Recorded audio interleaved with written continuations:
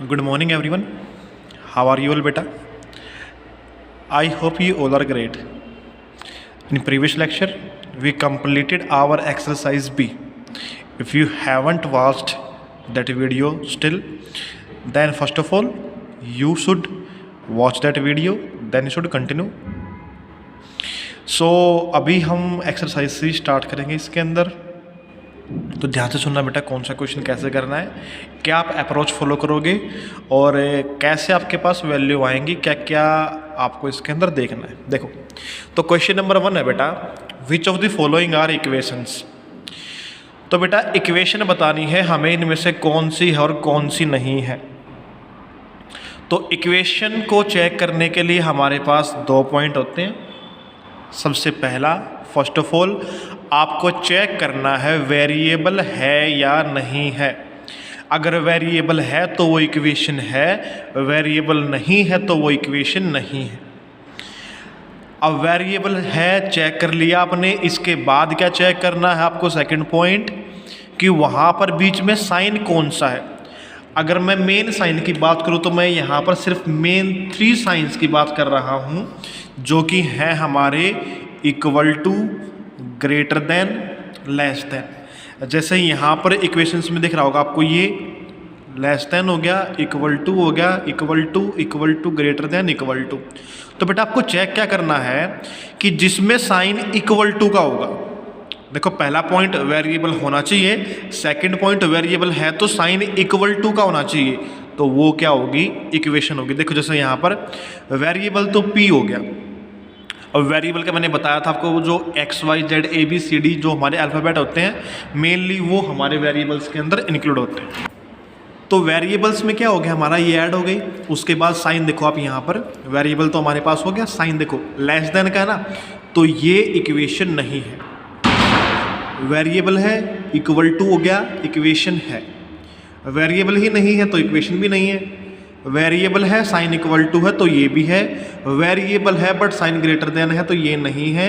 Variable है, sign equal to है तो है.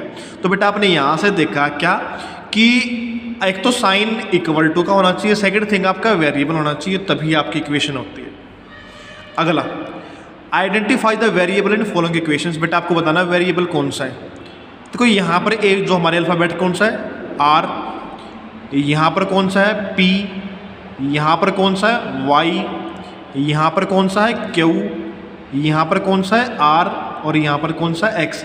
यानी कि जो नंबर्स को छोड़कर हमारे पास गिवन होगा वो क्या होगा, अल्फ़ाबेट होगा. देखो ये 319 क्या नंबर है, आर नंबर नहीं, तो ये क्या हो गया हमारा, वेरिएबल हो गया. तो वेरिएबल ऐसे निकालना आपको. अब आता है बेटा इसका सॉल्यूशन. तो सॉल्यूशन भी कोई टफ चीज़ नहीं है, बहुत ही सिंपल है. आप पढ़ते भी आए हो, करते भी आए हो. So let us see how can we do same. जो हमारे पास थर्ड क्वेश्चन का फर्स्ट पार्ट है बेटा, दैट इज x + 1 = 9. ठीक है, तो हमें करनी है equation solve. What do we mean by solving the equation. It means finding out the value of variable. हमें यहाँ से x की वैल्यू निकालनी है.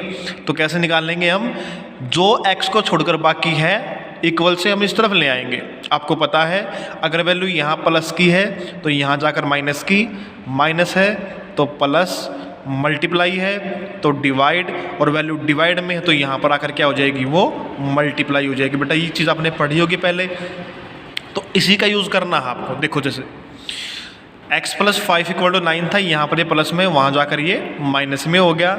x = 9 - 4 सॉरी 5, तो यहाँ 9 में से 5 है, कितना बच गया, 4. बेटा यानी कि x की वैल्यू कितनी है, 4 है.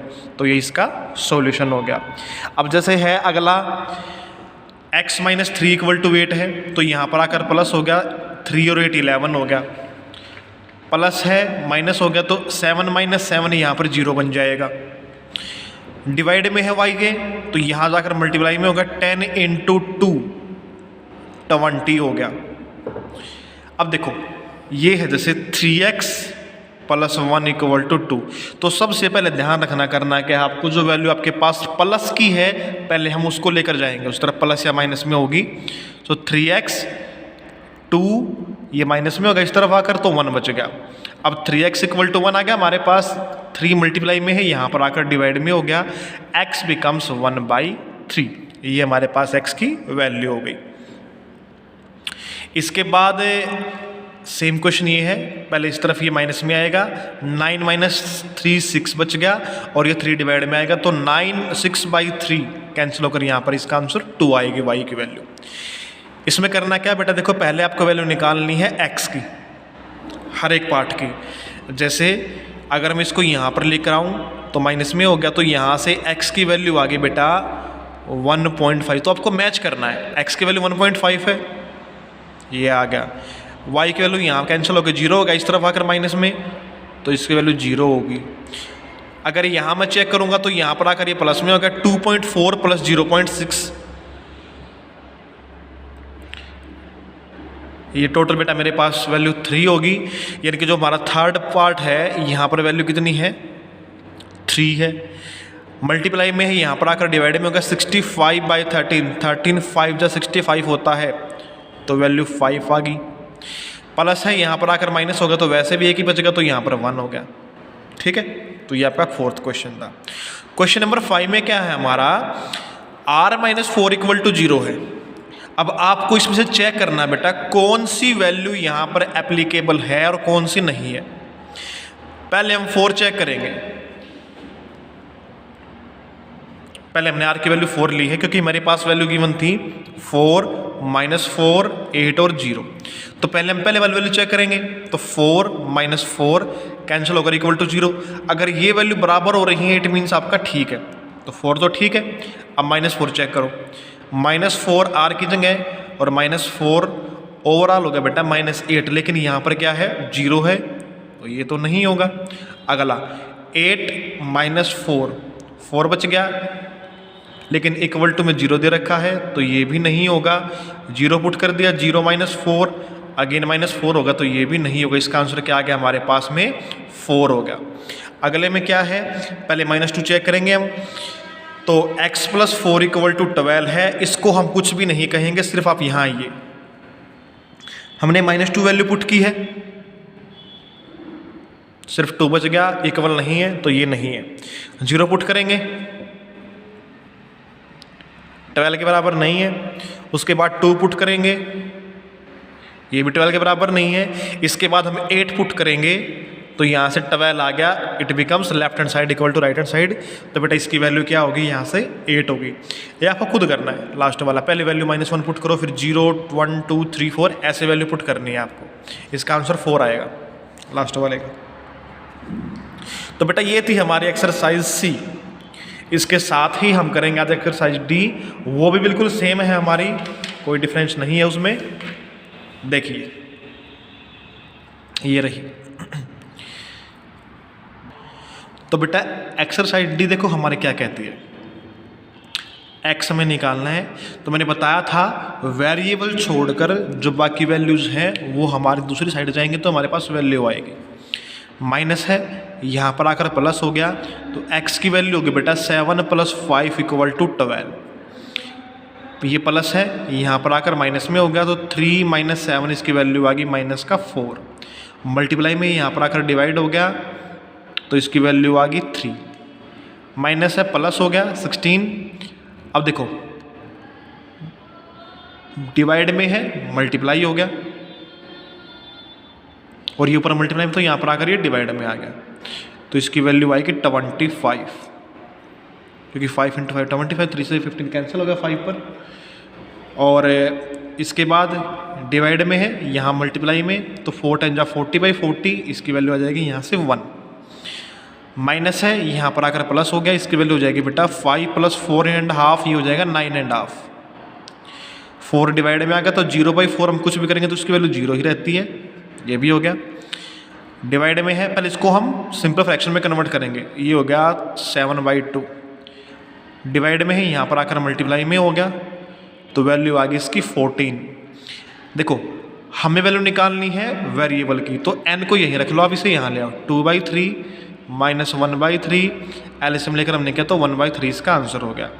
ये यहाँ पर माइनस में, यहाँ पर आकर प्लस में हो गया, -6/5 2 + 2/5 एलसीएम लेंगे, 5 आ गया, -6 + 2, और ये बन गया -4/5। अब ये x की वैल्यू देखो यहाँ पर 0.5 है, तो इसके डिवाइड में कंप्लीट -5 है, क्योंकि मैंने क्या करा आपको सिर्फ जो वैल्यू है ये छोड़नी है आपको, ये यहाँ पर आ गया तो इसकी वैल्यू बन जाएगी -0.1। ठीक है, तो ये हमारा क्वेश्चन नंबर 1 था। इसके बाद क्वेश्चन नंबर 2 देखिए आप करना क्या है। देखो बेटा इसमें क्या होगा, आपको x दोनों तरफ भी मिल सकता है, एक तरफ भी, तो उसके लिए पैनिक नहीं होना है, जस्ट सिंपल अप्रोच फॉलो करनी है आपको। पहले आप देखो क्या कर सकते हो, क्या वैल्यू कर सकते हो। तो अप्रोच कैसे करोगे, अगर आपका वैल्यू अलग अलग साइड में है तो पहले उसको एक साइड में इकट्ठा करो। ठीक है, जैसे देखो इसका जो फर्स्ट पार्ट है,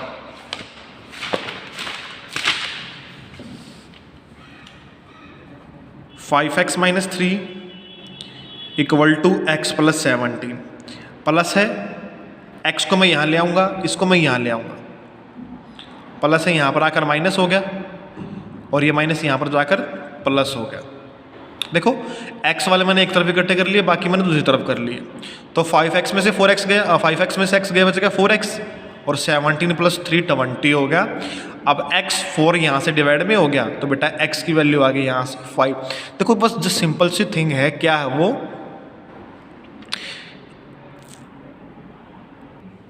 सिंपल सी चीज़ बेटा क्या है आपकी कि जो x वाली वैल्यू जो है वो आपको एक तरफ रखनी है, बाकी आपको दूसरी तरफ रखनी है। ठीक है, अगला जैसे